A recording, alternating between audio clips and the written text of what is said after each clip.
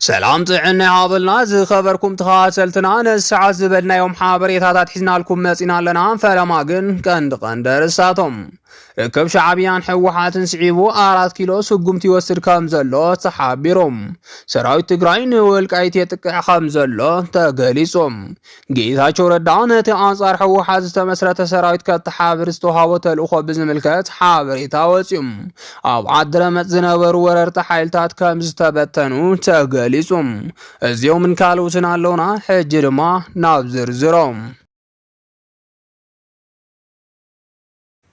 ركب شعبيان حوحات سعيبو 4 كيلو سقمت يوسر كامزلو تحابيرهم بولقه ملاخي سياسه فورق زمرح شعبيا وانا دمنيا صلا حزب تግራይ مخوانو دارغا خل تግራዋይ زسمع معلو حقيوم شعبيا نتግራይ كلته غزي وريرو زحزن ከተማሃት تግራይ افريزو ናብ ምድረ በዳ ከም ዝቀየረን ዝፍለጥዩም በፍላይ ድማ ከተማ ዛላምበሳ شعبيا ክልተ ግዜ ናብ ምድረ በዳ ከም ዝቀየራ ሁሉ ዝፈልጦ حقيوم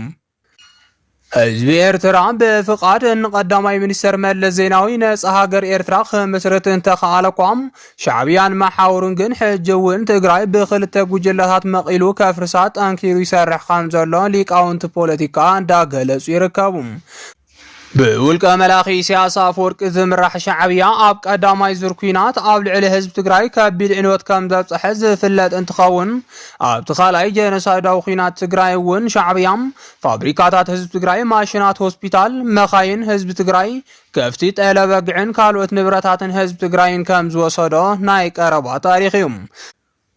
شعبيا مستي ماي جريكان انتي قريه بارغ صعين زوسده قداماي دمنيا صلا حزب تግራይ مخانو كله زفلطو حقيوم ازناي غوروابت ورقتنبر سلامن معبالن زيمنه سرعه هدف اب لعل 1 مليون حزب تግራይ زهالقو جنسايدو خينات تግራይ ون سدرا بيت مسمول سدراوم كحالقو زغبرن اب لعل حزب تግራይ اب عالم تراي زيفلط افطاف زفصمن ጨካን ስርዓት مخانو كله تግራዋይ زفلطو حقيوم ازي ጨካን ስርዓት جوون انت خونن بعد محاويسو اب سمين معراب بوزحات ابياتات اب مبراق تግራይ ون ايروب حاويسو بوزحات ابيات واصير خام زركب زفلاتيوم ازي خمزيلون هالو حدا عبيت ميدياات تغارو شعبيا اب لعل حزب تግራይ من زغبر غبن كم زيلم سيلوم ليتن قدرن بميديا وفرنا غبرو يركبوم ازوم شعبيا كاملاخ سيلوم حزب تግራይ نمتلال سرح زلو وحدات فلوطات ميدياات تግራይ شعبيا غبنኛ مخانو طفيو منتي نسن غزياو طقمي بغنزب تعديغون كم زخونو مهورات انداغلص يركبوم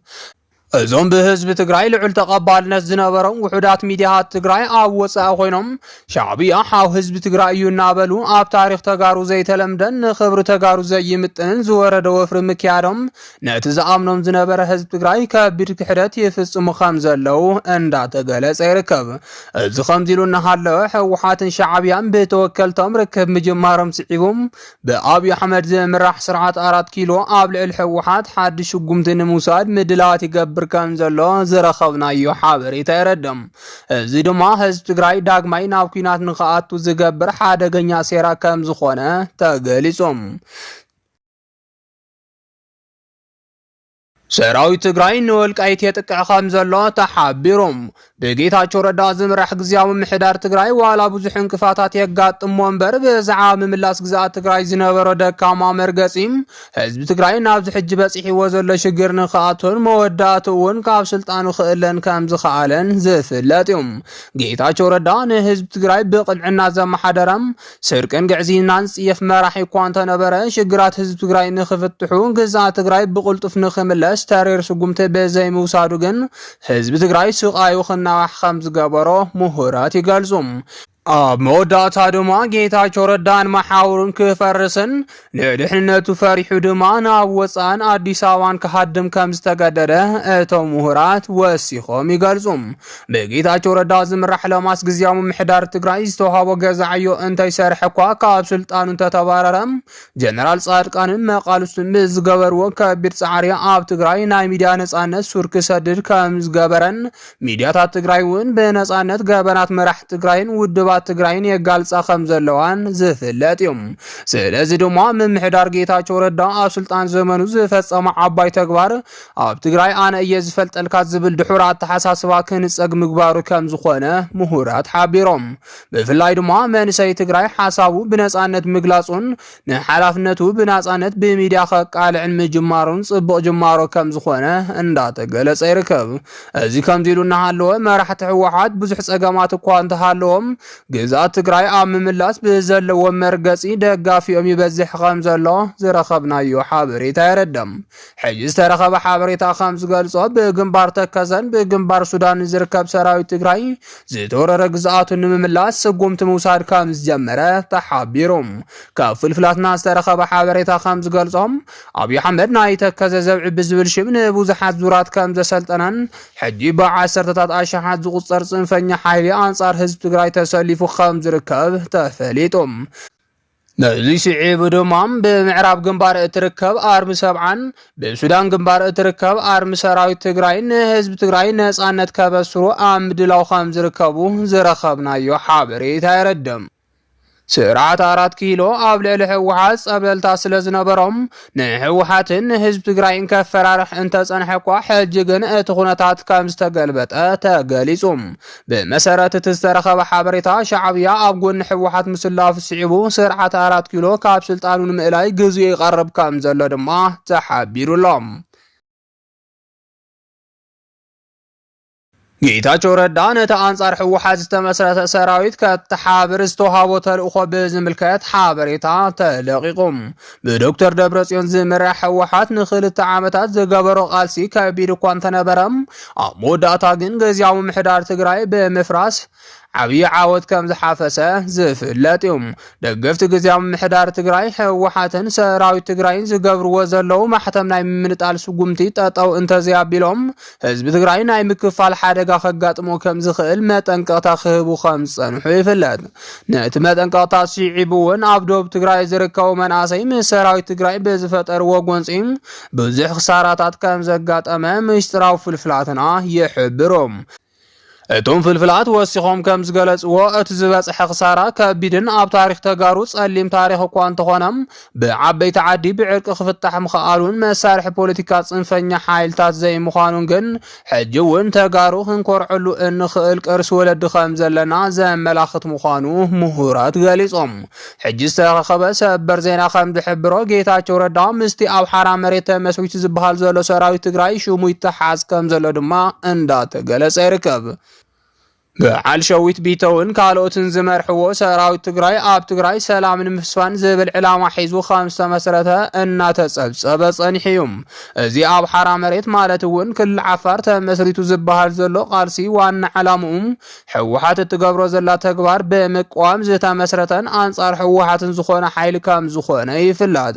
ይኹን እምበር ህዝቢ ትግራይ ሰላማዊ ቃልሲ እምበር ብረታዊ ቃልሲ ስለ ዘየድልዮ እቲ ኣብ ሓራ መሬት ቃልሲ መስሪተ ኣለኹ እናበለም ህዝቢ ትግራይ ናብ ካሊእ ዙር ጦርነት ከኣቱ ሰርሕ ዘሎ ሓይሊ በገናኡ ክኹነን ከም ዝግባእ ተገሊጾም ኣብዚ ጉዳይ ምሁራት ዝሃብዎ ሓሳብ ከም ዝገልጾ ህወሓት ብዙሕ ሽግር ዘለዋ ውድብ ምዃና ዝፍለጥ እኳ እንተኾነም ህወሓት ናብ መስመር ክትኣቱ ዝተወደበ ሰላማዊ ቃልሲ እምበር ብረታዊ ቃልሲ ከም ዘየድሊ ሓቢሮም እቶም ምሁራት ወሲኾም ከም ዝሓበርዎ እዞም ኣብ ሓራ መሬት ቃልሲ መስሪትና ኣለና መንሰይ ትግራይ ተሓወሰና እናበሉ ብማሕበራዊ ሚድያ ወፍርታትና ገበሩ ዝርከቡ ብብልጽግና ኦሮሞን ኣብይ ኣሕመድን ዝድገፉ ከም ዝኾኑ ዘጠራጥር ኣይኮነን ክብሉ እቶም ምሁራት ገሊጾም እቶም ኣብ ፖለቲካ ምብራቕ ኣፍሪካ ትንተና ክህቡ ጸንሑ ምሁራት ዝሃብዎ መምርሒ ከም ዝሕብሮም ድሌት ፖለቲከኛታት ኦሮሞን ኣብይ ኣሕመድን ትግራይ ብክልተ ሓይልታት ተኸፊላ በዓላ ንበዓላ እናተዳመየት ክትነብር ስለ ዝኾነ እዚ ካብ ሓራ መሬት ትግራይ እናበለ ወፍሪ ዘካየድ ዘሎ ተለኣኽ ሓይሊ ህዝቢ ትግራይ ክነጽጎ ከም ዝግባእ ገሊጾም ፖለቲከኛታት ኦሮሞን ኣብይ ኣሕመድን ክልል ኣምሓራ ብክልተ ሓይልታት ተኸፋፊላ በዓላ ንበዓላ ክትበላላዕ ስለ ዝገበርዋ ዘይዛሪ ደማዊ ጦርነት ይካየድ ከም ዘሎን እቲ ኣብ ክልል ኣምሓራ ተፈቲኑ ዕውዝ ዝኾነ ሴራ ብልጽግና ድማ ኣብ ትግራይ እውን ተግባራውን ምግባር በጀት መዲቡ ሰራዊት የሰልጥን ስለ ዘሎም ትግራይ ሕጂ ልዑል ጥንቃቐ ህዝባ ናይ ምንቃሕ ወፍርታትን ከም ዘድልያ ተገሊጾም እዚ ከምዚ እናሃለወ ሽም ጌታቸው ረዳ ምስቲ ኣብ ሓራ መሬት ተመስሪቱ ዝበሃል ዘሎ ተላኣኺ ብልጽግና ዝኾነ ሓይሊ የተሓዝዎ እኳ እንተሃለዉ ተራሽ ምጥፋእ ከም ዝኾነ ዝረኸብናዮ ሓበሬታ የረድም። ኣብ ዓዲ ረመፅ ዝነብሩ ወረርቲ ሓይልታት ከም ዝተበተኑ ተገሊጾም። ካብተን ብሓይልታት ተስፋሕፋሕታ ኣምሓራ ተወሪረን ዝነበራ ናይ ወልቃይት ከተማታት ሓንቲ ዝኾነት ዓዲ ረመፅ ከተማ ሎሚ ነፃ ከም ዝወፀት ዝገልጽ ሓበሬታ ተዘርጊሖም። ከም ዝፍለጥ ኣብ ትሕጂ ሰዓት መከላኸሊ ሰራዊት ፌደራል ኣብ መላእ ወልቃይት ኦፕሬሽን ምጅማሩ ክቃላሕ ጸኒሖም። በዚ መሰረት እውን ወሰንቲ ዝበሃሉ ናይ ዞባ ምዕራብ ትግራይ ዘእቱ መስመራት ከም ዝተቋፀሮ እንዳተሓበረ ይርከብ። ነዚ ድማ ወረርቲ ሓይልታት ይበታተኑ ምህላዎምን እቶም ቀንዲ መራሕቲ ድማ ካብ ሕሞራ መውፅእ ሲኢኖም ከም ዝተኸቡን ይግለጽ ኣሎ። ሎሚ ድማ ከተማ ዓዲ ረመፅ ሙሉእ ብሙሉእ ነፃ ከም ዝወፀት እንዳተገለጸ ይርከብ። እታ ከተማ ኣብዚ ሕጂ ሰዓት መከላኸሊ ሰራዊት ፌደራል ከም ዝተቋፀራን ነበርቲ እታ ከተማ ዝኾኑ ተጋሩ ድማ ብሙሉእ ነፃነት ምንቅስቃስ ምጅማሮምን ተሓቢሩሎም። ብተወሳኺ እውን ብወረርቲ ሓይልታት ዝተሸሙ መራሕቲና ባህልቲ ኣብታ ከተማ ዝነብሩ ህዝቢ ከበሳብሱ ጸንሑ ሽመኛሃት ከዓም ኣብ ትሕቲ ቁፅር እንዳውዓሉ ምህላዎም ተገሊጹ። እዚ ምንቅስቃስ ሰራዊት ፌደራል ድማ ናብ መላእ ወልቃይት ከም ዝስፋሕፋሕ ተሓቢሩሎም። ዝኸበርኩም ተኸታተልትና ነዚ ሰዓት ዝበልናዮም ሓበሬታታት ነዚኦም ይመስሉ ነይሮም። ንምክትታልኩም ካብ ልብና መስግን።